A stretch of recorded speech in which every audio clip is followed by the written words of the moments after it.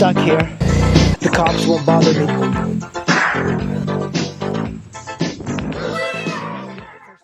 Hey guys, I am ready to go. As you can see, I got the bike ready. Let me show you what's going on with the bike now. So here is the V-Strom. I got this loaded up and it's got my inflator thing. I got this is packed with my sleeping bag and all of that. Here I have some shoes, which I don't know if I'll even use. And then here I have some shaft drive oil. Got my Airhawk. This is where I put my camera and photo gear. Then I looked over the oil. It was a little low, so I filled it up and put pressure, the correct pressure on the tires.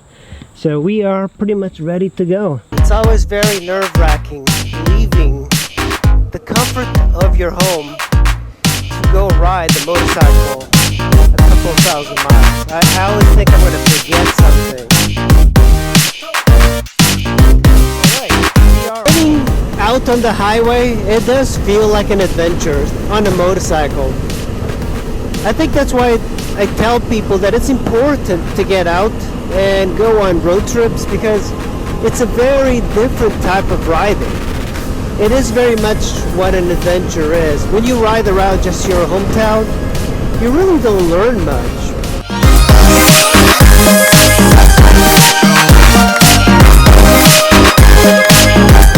It's funny that just a little bit of an accident or construction slows everything down. Look at this right here.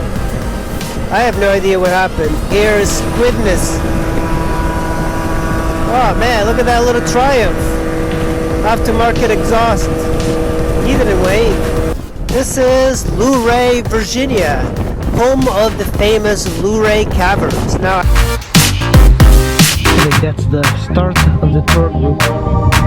Yeah. See if I can dip my gloves onto this water here. This way, my gloves will expand because these are gloves that don't belong to me. Doug in Utah gave it to me, and I think he's got smaller hands than I do.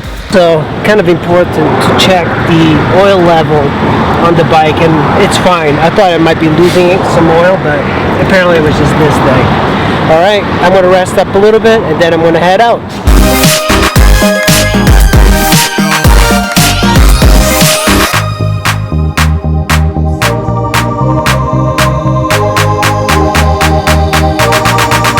And it's also important to get an action camera for recording your events. If you guys paid attention to that cop that pulled me over, he pulled me over because he thought he could kind of get away with it. There wasn't a left turning red light. I turned on a green light. I yielded, and then he pulled me over like a mile down the road. But I think he was just wanting to pull me over because I was quite aware that he was there. And there was two cops. There was one in a car and then one on a motorcycle. And I saw him. I actually waved by as I passed.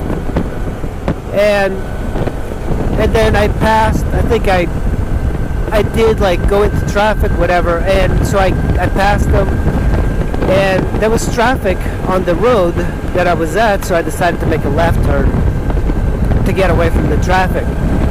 And that's where he said I ran the red light, but no, I had a green light, and it's one of those lights that it's together, so it's also I'm assuming it's a left turning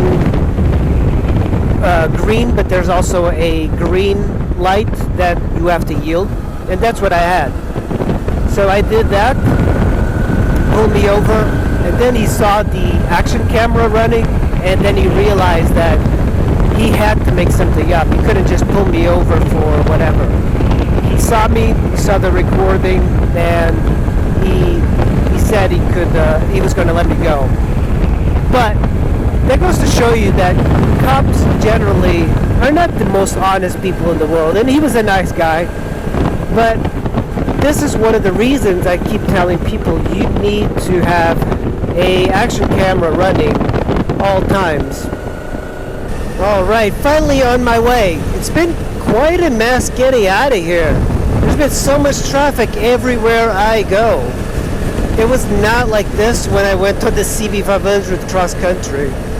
Maybe I picked better routes, but I just cannot stand being in traffic. Uh-oh, my first gravel road of the trip.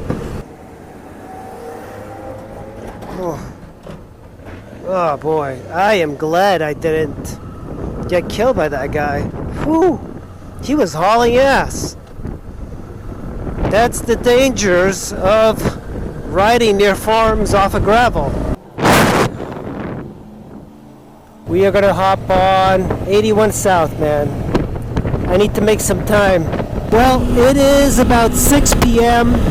and I am still 2 hours away from Carl's farm. Well, looky here, it's a Pontiac Aztec. You just don't see these every day. They got famous after Breaking Bad, and they kind of went up in price a little bit, but they're just kind of these oddball SUVs that are kind of handy when you think about it, except, you know, they have a shitty body, shitty transmission, shitty chassis, and shitty motor. This is pretty annoying. These truckers won't get out of the left lane. I know they're just trying to pass slow traffic, but the congestion is all due to these trucks. They're just constantly on the left lane. I've been through 81 many times, and this has never happened before. I mean, these trucks are just constantly on the left lane. I'm off-roading here. Hopefully I won't die. This is a bigger bike than the CB500. But look at this. Carl actually cleaned or he cut the grass here. Really nice. It's getting pretty dark, as you can see. I don't like to come into campsites this dark, but I knew that Carl has a really nice site here, and you know, he's the owner, so I shouldn't have any issues. First tent space for today. I have a pretty good campsite. I don't know if you guys can see. I got the V-Strom here. It's kind of like deja vu, especially with the CB500 that I had. I brought it here, and I got in pretty easily. There's no issues, even with the dark side tire. Off-roading is a little bit harder on the dark side tire, but man, I'm pretty tired. So let's go ahead and set up the tent.